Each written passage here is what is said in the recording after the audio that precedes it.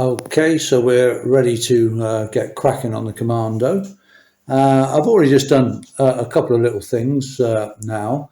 We're just recommissioning this Commando, which is brand new, 10 years ago, but it's been sitting in a barn in a French garden ever since. So, and now we're just recommissioning it. It's only done 900 miles from new, and it's just a question of sorting it back out again. So I've already done a couple of things. I took the tank off, took the seat off, and just rolled it outside and just gave it a really good wash. The first thing I did, and already that's made a massive difference. You know, the wheels are back up because they're alloy and stainless steel spokes, so they just come up straight away like new. Just got rid of some of the grime, just so at least I could see what was what. And as you might expect, everything's pretty good. I mean, the main problem I think we've got are the cycle parts. So let's see, when you get up close, there's a fair bit of rust and that, here and there. And we know that the headlamp show is rusted and we're going to be replacing that. But generally things are just a bit corroded, and it tends to be the cycle parts, the exhaust and the foot pegs and footrests and wheels and so on, that are the problem that have suffered most from being laid up for 10 years. I think the engine, gearbox, primary chain and that, to be honest, I'm not expecting any problems. Our main job is going to be to sort out the cycle parts, clean out the carbs, fully service the engine, but it's the cycle parts we're concentrating on. So just as a matter of note, the first thing I did was to take the petrol tank off, which is very easy to do. There's just two bolts come out of the petrol tank at the front and two nuts on one either side, and then at the back there's a strap that goes underneath the back of the petrol tank, and again there's two nuts, and you release those and take the tank off. Oh, not forgetting of course to remove the petrol pipes from the taps, and then the tank comes away. Just by the by, I'm never quite sure what spanner. I'll see if I can eventually work out what spanner fits these.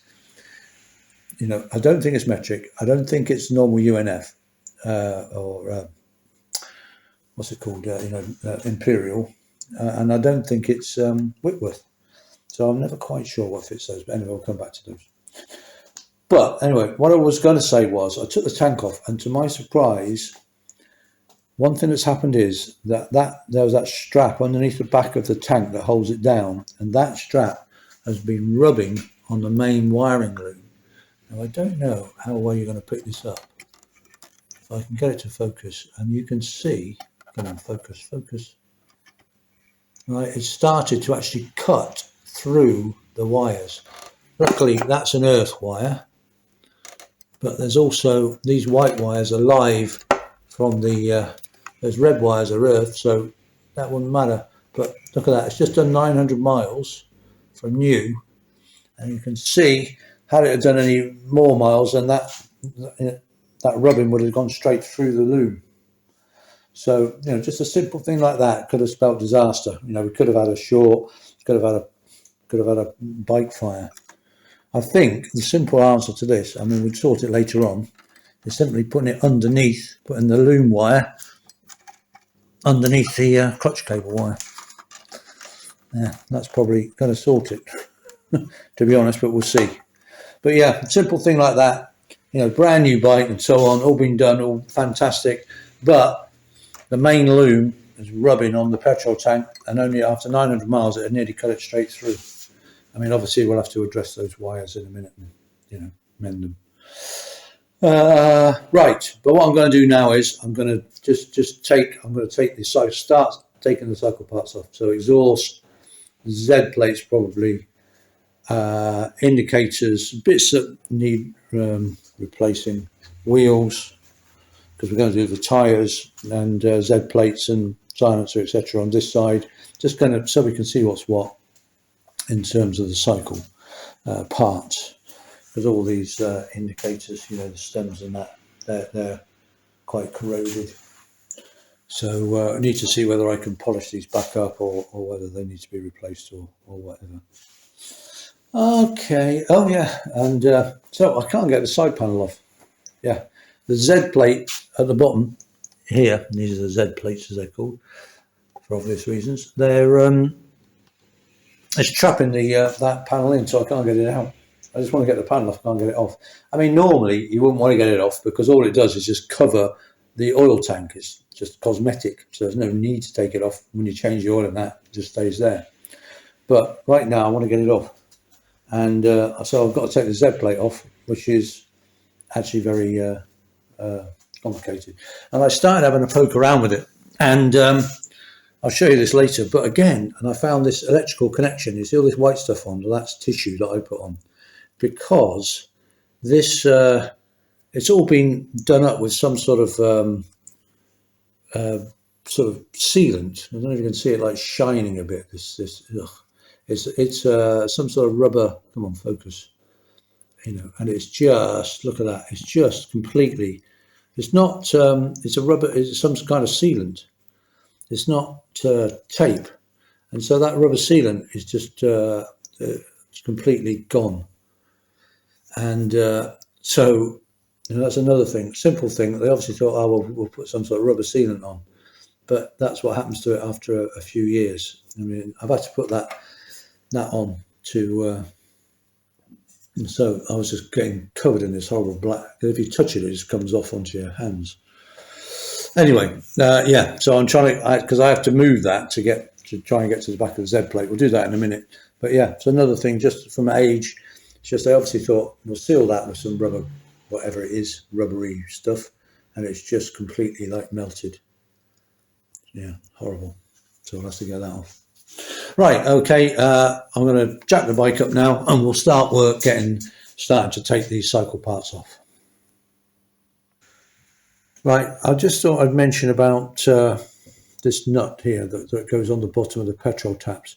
And I was saying I'm never quite sure what spanner it fits. Well, I found this 5/16 Whitworth, and it fits that nut perfectly. If I can get it on with my left hand, which of course I can't.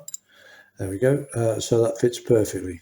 So that was easy, you think, but over here is a Trident that I'm working on.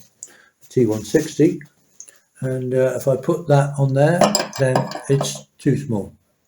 So that's supposed to be the same nut, but it doesn't fit it. It won't go on at all. Then I've got my Trident over here, my T160, and I'll put it, where are we? Put it on the nut, and it's too loose. So I've got three nuts, allegedly all doing the same job and all of a different size. So the one on the Norton, on the Commando, is definitely 5/16 width. I think, I'll say again, I don't know what sizes the others are, but we've got three different sizes for the same nut, so just be aware. Little mad things like that drive you bonkers with British bikes. Okay. Right, the bike's up on the stand now, and I've strapped it down. Most important, because you know it's so easy just to knock one over or whatever, or you know, you think, oh, I'm not doing much work on it, I don't need to strap it down. Always strap it down, always. So yeah, simple thing, but always strap it down. I'll have to move the straps obviously to take the front wheel off, etc., but we'll, you know, just move them around when you need to. Anyway, we're going to start working outwards in. So I'm going to start removing the silencers, and that's just these two nuts here on these pillars, and then the nut there, and the silencer will come off, and then we'll release this the collar here, and we've got a special tool for that, which is very good. If I can find mine, hopefully I can, and we'll release that, and so we'll get the downpipes off and the silencers. Okay, I'm already going to change things. To remove this silencer, rather than undo these two spigot nuts, which are a bit hard to get to because it's down, like one of them's down inside there, I'm simply going to undo these bolts that go through the two rubbers, and so this plate will come off with the silencer, and then we can worry about getting this plate, the rest of the plate, off the Z plate, you know, when the thing's apart. It just makes life easier. So we'll undo those two, and these two, and that'll sort of just be easy to get the silencer off in the first place, and we can take the other bits off, you know, when the silencer's off. Okay, I've undone the two nuts on there and loosened this clamp nut, and so hopefully we should be able to just get this off. It'd be easy if I got the problem out of the way.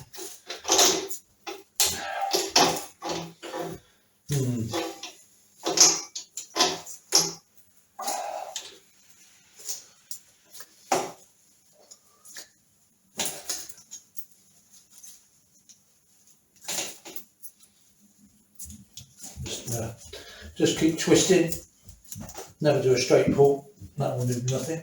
Just keep twisting and twisting, and eventually a little bit of wiggling as well. Just keep twisting and eventually it will come off. They go a long way, don't they?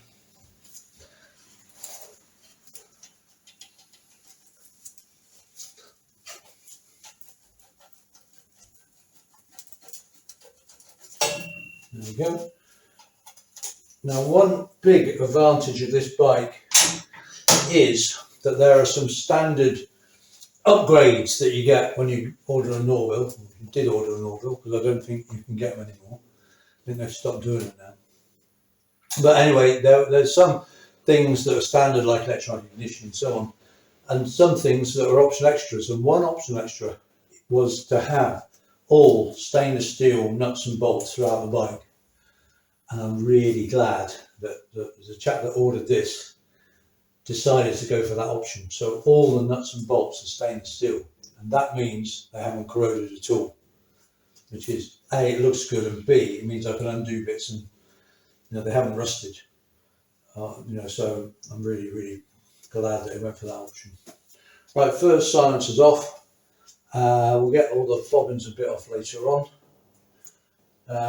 but we'll get the downpipe off. I think that's the next thing we'll do.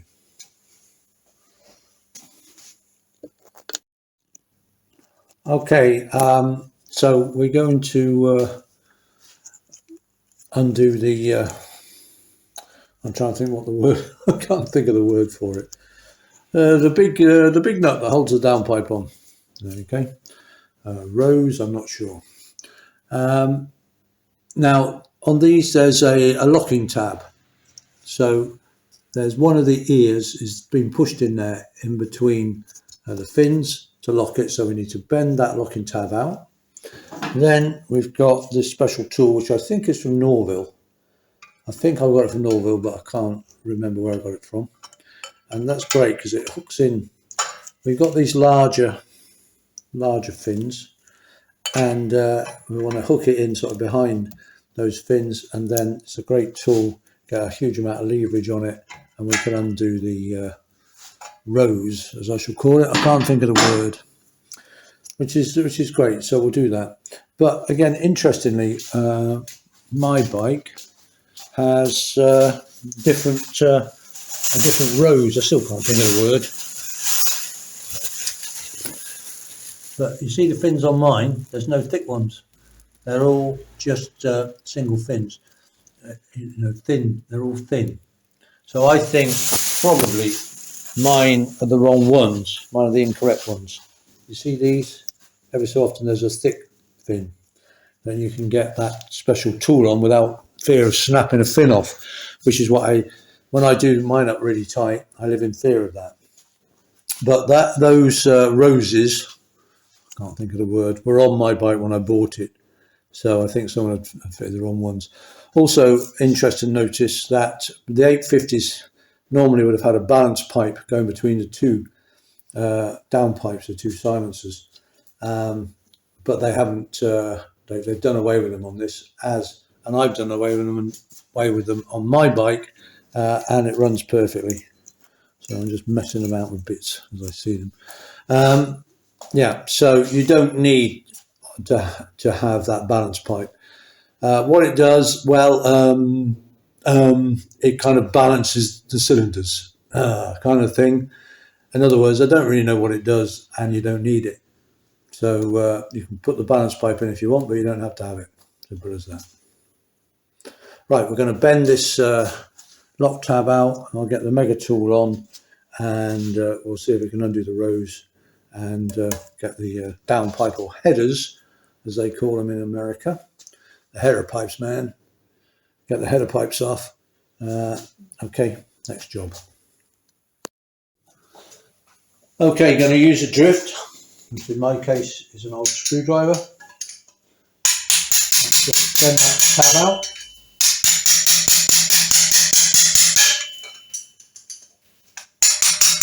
Come on, get me going, tab.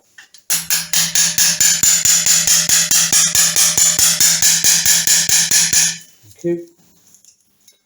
Just want to make sure that tab is not interfering with the rows as we try to undo things. I'm going to put the special tool on and see if we can undo in any way, which I'm not expecting to. No, because of course it's done up dead tight, and that they've been done up when the engine's hot, which is how you want to do these. You need to tighten them when the engine's hot, run it for a bit, then tighten them again, and so on. So I know that this is going to, A, it's been standing for an awful long time, B, it was done up when it was red hot, so I'm expecting these roses to fight back a bit.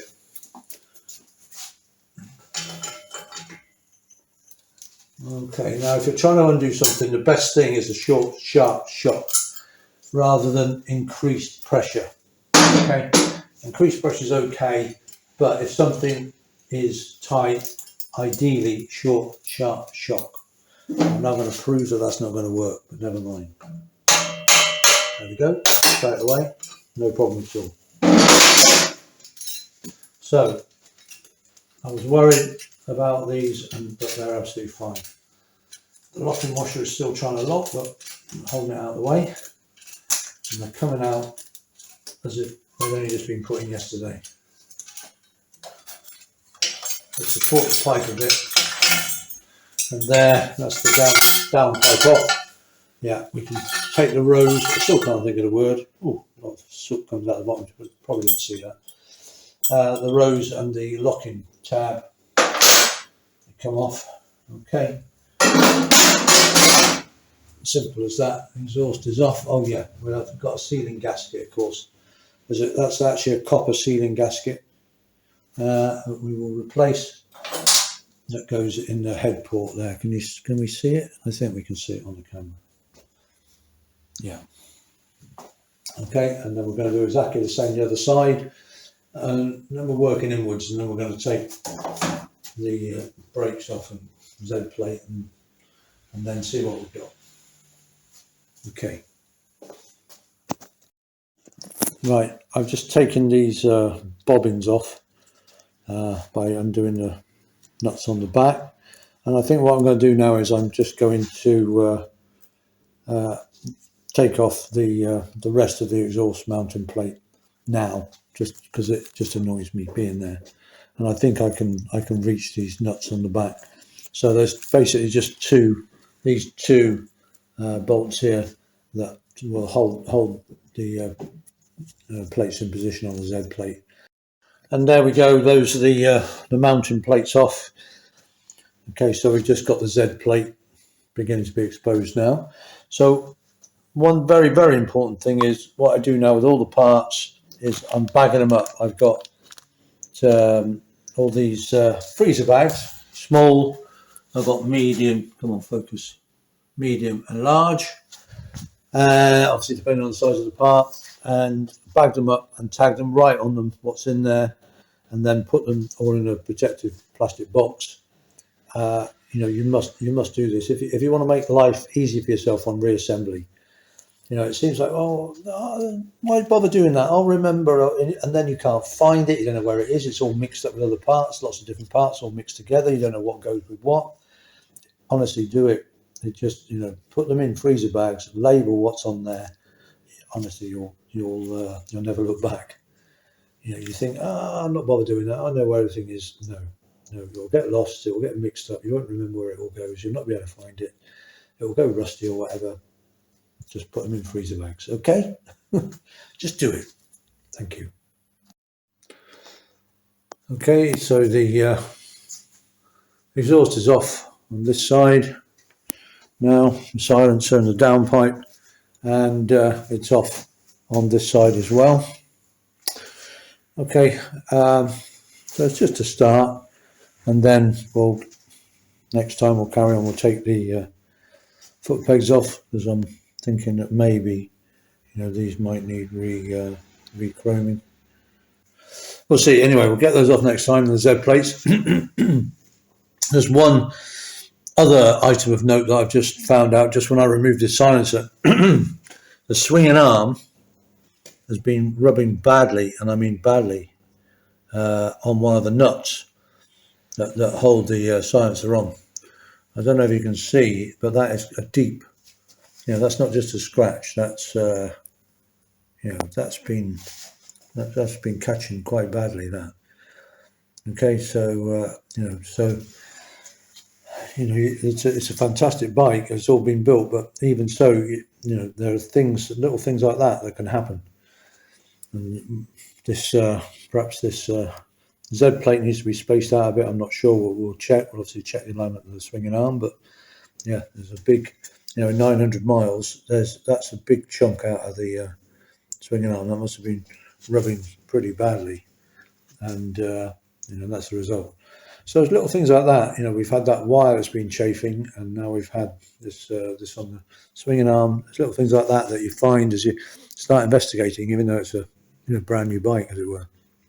Anyway, there we go. That'll do it for today, and then next time we'll come back and we'll take the all the sort of foot pegs and brake assembly off, kickstart, and get the Z plates off, and we'll just keep sort of working inwards from there. I think then the wheels will be that. We're just going to work on the cycle parts to begin with, and then I'm going to turn to the engine and so on. Okay, so that's it for today. Thank you. Oh, one last thing I meant to mention was on the left-hand side of the bike, I came to get the silencer off, and it was jammed on the downpipe. You know, it was rusted on, didn't want to come off. So basically, I put some WD-40 on it, and then I used a blowtorch on it to heat up the actual silencer rather than the downpipe, to try and expand that pipe a bit. And sure enough, with a bit of heat, a bit more WD-40, which is flammable, by the way, then eventually it suddenly, you know, by twisting and twisting, not pulling, but by twisting, suddenly I broke it, and then once it's broken, it slowly came off. So in such eventualities, a bit of heat, got the blowtorch out, and of course WD-40, and that did the trick.